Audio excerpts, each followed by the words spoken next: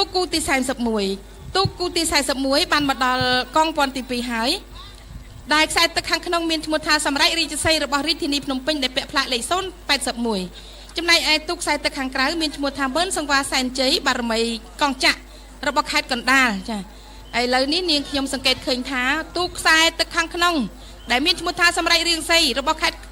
របស់រាជធានីភ្នំពេញចាលបឿនរបស់គាត់លឿនលយអស្ចារ្យមែនទែនហើយគឺបានមកដល់ទីប្រវត្តិមុនដៃគូប្រកួតរបស់គាត់ទៅហើយដែលមកដល់មុនគេនេះទូក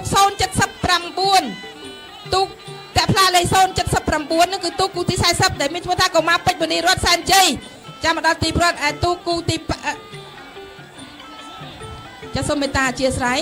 ទូកគូទីទូកលេខទូក081នេះគឺ81ទូកគូទី41ជាគូនឹងទូកគូទី82ចាឥឡូវនេះសម្រេចរាជសីបានមកដល់ទីប្រវត្តិមុនគូប្រកួត082